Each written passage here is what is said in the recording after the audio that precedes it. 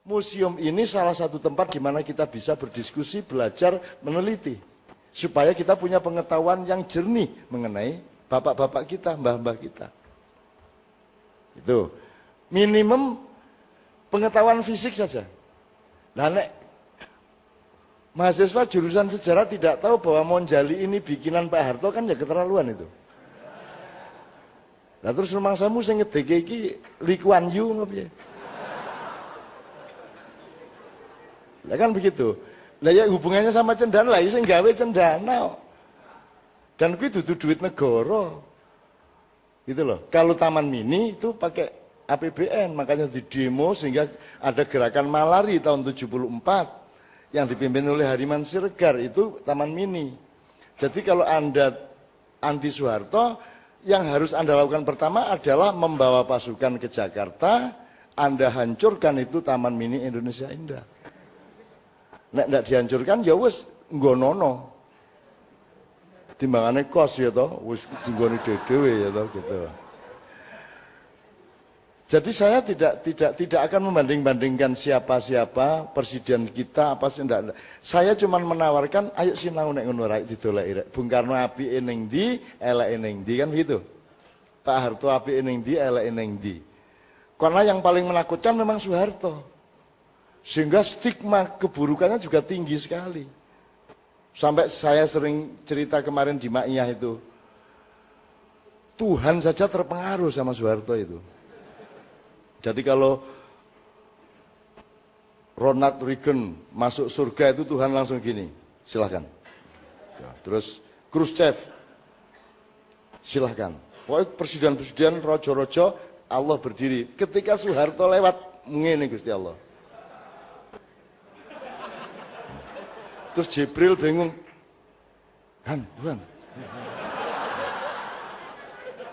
Ini raja Jawa, raja Indonesia ini lewat ini. Gusti Allah meneng ini.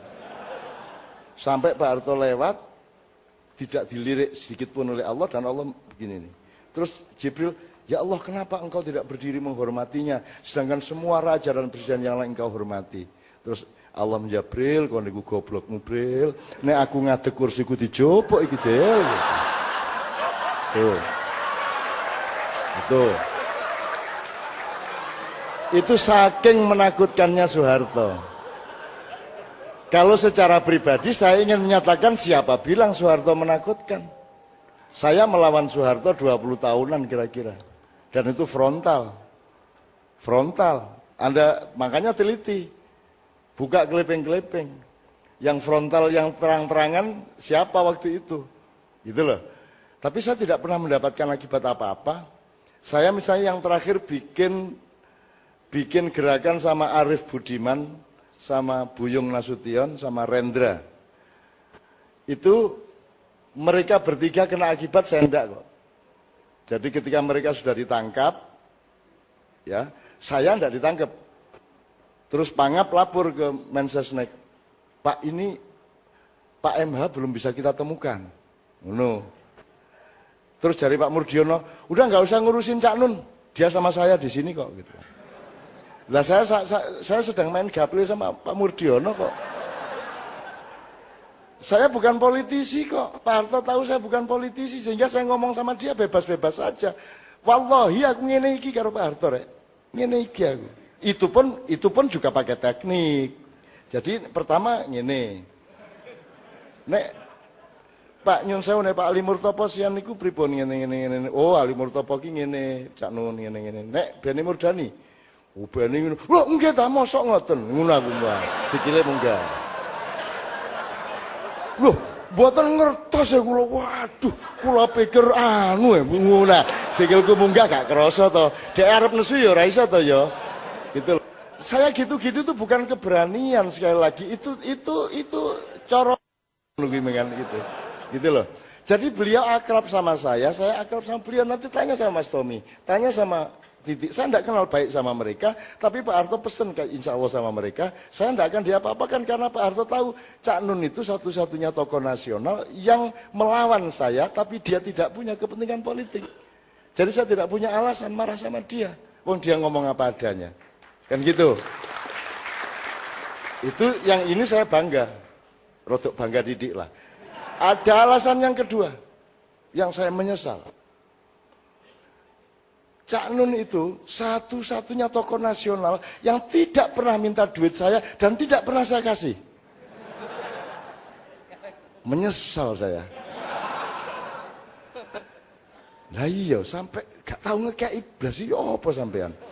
Suatu hari saya sama Mbak itu beli mobil bekas. Jadi mobil 14 juta lah, murah banget tau gue. Mobil apa ya? Troper bikinan itu loh. Troperan itu loh. Tak wanggut ke Jakarta ini, yuk mobil murah banget tapi di sini diisukan ini. Dibeliin Soeharto, ngono gitu. Aku terus suatu hari ketemu Pak Harto ketika saya minta dia turun, saya tanya, saya bilang Pak Harto itu suka ya orang masuk neraka ngono aku. Maksudnya pripun, Cak? Saya ini Pak, beli rumah nyicil, difitnah katanya dikasih Pak Harto.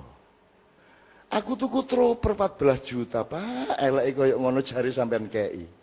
Gitu loh.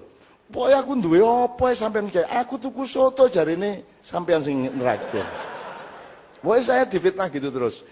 Nah, kalau sampean membiarkan orang-orang itu memfitnah, berarti sampean senang mereka ke surga. Ke neraka.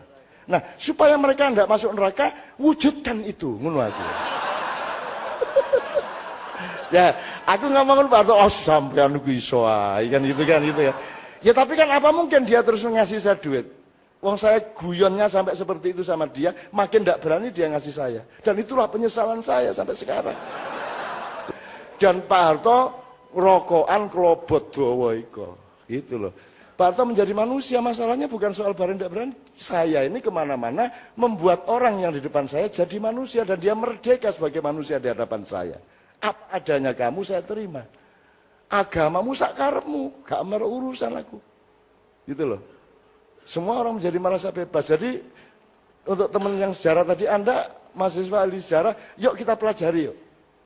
Yuk kita pelajari. Reformasi aja sekarang saya ingin ada orang yang bisa berceramah, menjelaskan reformasi seminggu aja. Dari tanggal 12 Mei sampai tanggal 20 Mei. Siapa yang bisa cerita? Doktor mana? Ayo. Apa yang sebenarnya terjadi? Siapa yang nembak di Trisakti sebenarnya? Prabowo itu menculik atau tidak? Siapa yang punya fakta sini? Siapa yang membuat Pak Harto mau turun? Siapa yang murui dia ngomong gak paten? Sapi turute. Nggak ada penelitian, jadi kita ini mau bagaimana jadi bangsa, wong kita tidak mau melihat kenyataan secara objektif. Museum ini adalah pintu gerbang supaya kita ini tahu persis apa yang kita alami sebagai bangsa. Kan begitu? Itulah gunanya museum. Makanya menurut saya sih nggak usah pusing-pusing bahwa anak muda sekarang dekaden, nggak apa-apalah. Nanti kan suatu hari dia akan berubah juga. Tenang aja. Dunia tidak dirubah oleh semua orang. Cukup 5% sudah cukup.